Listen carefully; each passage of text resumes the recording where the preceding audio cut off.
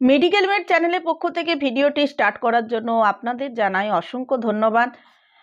যারা নতুন দেখছেন এই ভিডিওটি অতি অবশ্যই মেডিকেল মেড চ্যানেলটিকে সাবস্ক্রাইব করে দিবেন, পাশে থাকা বেল বাটনটি প্রেস করতে ভুলবেন না, অল নোটিফিকেশন অপশানে অবশ্যই ক্লিক করবেন যাতে আমার আপলোড করা ভিডিওগুলো আপনাদের কাছে পৌঁছে যায়।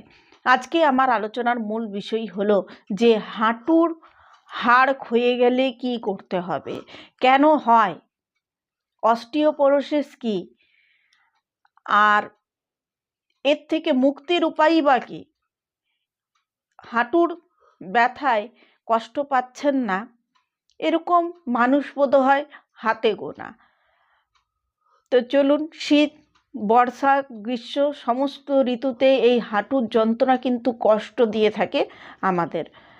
তো এই সম্পর্কে আমি বলি যে অস্টিও কথার অর্থ হচ্ছে হাড়, আর পোরোসিস পোর্স হচ্ছে ছিদ্র।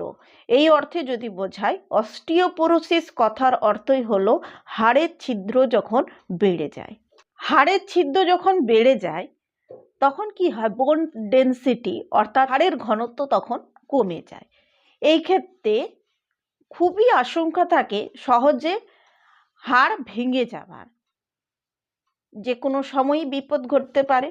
হাড়ের দুটো স্তর থাকে, যেটা শক্ত অংশ সেটাকে বলা হয় কম্প্যাক্ট বোন, আর ভেতরে ছিদ্র ছিদ্র অংশটাকে বলা হয় স্পঞ্জি বোন।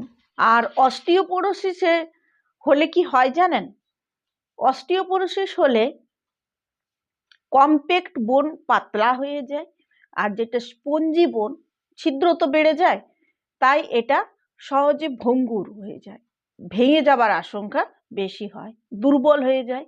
এখন হাড় ক্ষয়ের সমস্যা মূলত বয়স হওয়ার সাথে সাথে এই হাড় ক্ষয়ের সমস্যা বাড়তেই থাকে। এটা একটা বলতে পারেন বার্ধক্যজনিত রোগ। তবে কি এর কোনো সমাধান নেই? অবশ্যই আছে। আপনাকে সময় থাকতে থাকতেই সচেতন হতে হবে। হাঁটুর জয়েন্টে যদি ক্ষয় হয় তখন থেরাপি নিতে হবে। দেখুন, ঘরেই এটা নেওয়া যায়। এর আগেও আমি বহু ভিডিও এই টাইপের বানিয়েছি। আপনি আমার এই মেডিকেল মেড চ্যানেলটি বিভিন্ন রোগ সংক্রান্ত বিষয়ে আমি আলোচনা করে থাকি, অনেক ক্ষেত্রে সমাধানও দিয়ে থাকি। থেরাপি আপনি বাড়িতে কিভাবে নেবেন, বরফের টুকরোর ওপরে কাপড় জড়িয়ে সেঁক নেন। এটা কিন্তু 15-20 দিন করলে এই ব্যথা আপনার থেকে হালকা হতে থাকে। প্রথমেই বললাম যে হাড়ের ক্ষয়জনিত সমস্যা, এটা কিন্তু একটা বার্ধক্যজনিত সমস্যা। কারোর মধ্যে একটু বেশি, কারোর মধ্যে একটু কম, এইভাবে দেখা যায়। এই হাড় ক্ষয়ের প্রবণতা অনেকের মধ্যে হয়তো অনেক বেশি। হাড় ক্ষয় রোধ করার জন্য আমি বেশ কিছু কথা আপনাকে বলবো। হাড় ক্ষয় রোধ করার জন্য আপনি কি করবেন, হাড় ক্ষয় রোধ করার জন্য কি করতে হবে আমাদের, সেটা জানতে হবে। হাড় ক্ষয় রোধ করার জন্য আমাদের ক্যালসিয়াম সমৃদ্ধ খাবার খেতে হবে। ক্যালসিয়াম সমৃদ্ধ খাবার বলতে দেখুন, মাছ, মাংস, দুধ, ডিম, ব্রোকলি, সবুজ শাকসবজি যেগুলো, সেগুলো খেতে হবে। আবার পুরুষদের তুলনায় মহিলারা এই সমস্যায় বেশি ভুগে থাকেন, সেই জন্য তাদের অবশ্যই যখন 35 বছর পেরিয়ে যাচ্ছে, আপনার যারা এই ভিডিও দেখছেন আমি সকলের উদ্দেশ্যে বলছি, প্রত্যেককেই কিন্তু সবুজ শাকসবজি খাওয়ার পরিমাণটা একটু বাড়িয়ে দিতে হবে। ভিটামিন ডি গ্রহণ করা, যা শরীরে ক্যালসিয়াম শোষণে সাহায্য করে। ধূমপান মদ্যপান একেবারেই ত্যাগ করতে হবে। যারা ধূমপান মদ্যপানে অভ্যস্ত এবং হাড় ক্ষয়ের সমস্যা তাদের মধ্যে বেশি, তাদেরকে অতি অবশ্যই এই ধূমপান মদ্যপান ত্যাগ করতে হবে। নাহলে যে এই যে হাড় ক্ষয়ের সমস্যাটা কোনো পেন কিলার, মালিশ কি কোনো থেরাপিতেই কিন্তু কাজ করবে না, সময়ের সঙ্গে সঙ্গে এটা কিন্তু বেড়ে যাবে। অবশ্যই এটা আগে বন্ধ করতে হবে। ডায়াবেটিস, লিভার, কিডনিজনিত যে সমস্যা, সেগুলোকে কিন্তু নিয়ন্ত্রণে রাখতে হবে। অর্থাৎ আপনাকে এই সমস্ত পুরো হোল বডি চেক আপ প্রতি বছরে একবার করাতে হবে। কারণ আমাদের যা দেখা যাচ্ছে এখন, মানে বর্তমান এই টাইমে দাঁড়িয়ে বলতে পারি যে এই আগে কি হতো, রোগ এই সমস্ত কম ছিল, কিন্তু এখন দেখা যাচ্ছে বিভিন্ন সমস্যা মানুষের মধ্যে, গুরুতর সমস্যা, বিভিন্ন সমস্যা মানুষের মধ্যে দেখা যাচ্ছে শরীরে। তাই হোল বডি চেক আপ প্রতি বছরে অন্তত একবার করাতে হবে। অতিরিক্ত ওজন যেমন না বৃদ্ধি পায়, নিয়মিত হাঁটা চলা করতে হবে। অতিরিক্ত ওজন যদি বেড়ে যায় তাহলে কি হবে, হাঁটুর ওপরে চাপ পড়বে এবং ব্যথা কিন্তু আরও বেড়ে যাবে। এবং বাসার কাজে নিজেকেই করতে হবে, অল্প হাঁটা চলাও করতে হবে, কারণ একদম বসে থাকলে তাতে করে সমস্যাই দেখা দেবে। তাই অল্প হাঁটা চলাও করতে হবে।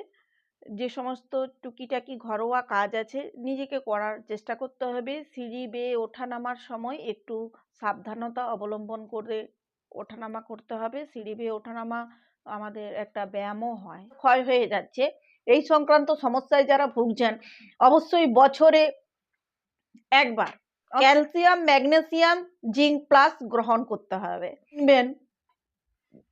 সেটা একটু আমার হোয়াটসঅ্যাপ নাম্বারে আপনি দেখিয়ে আমাকে এই জিনিসটি কিনবেন। তার কারণ যেটা আমি বলছি, যে ক্যালসিয়াম ট্যাবলেটটির কথা, এটা কিন্তু হাড়ের ব্যথার সমস্যা সংক্রান্ত, কোমরের ব্যথা বলুন, হাড়ের ব্যথা বলুন, হাঁটুর ব্যথা বলুন, ঘাড়ের ব্যথা, এই সমস্ত ব্যথার থেকেও কিন্তু অনেকটা রিলিফ পাবেন।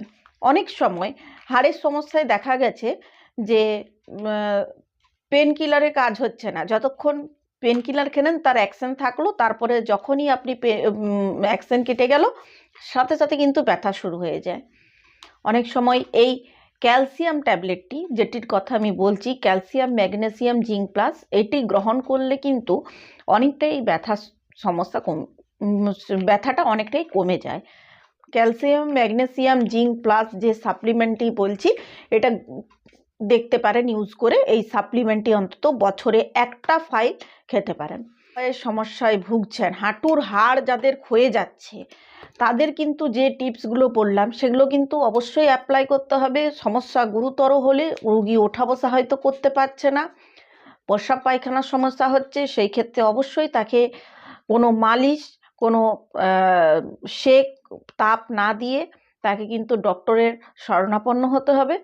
ডক্টর যেভাবে অ্যাডভাইস করবেন সেইভাবেই চলতে হবে। আজকের ভিডিওটি আপনাদের কতটা হেল্পফুল হয়েছে আমাকে অবশ্যই কমেন্ট সেকশনে জানান।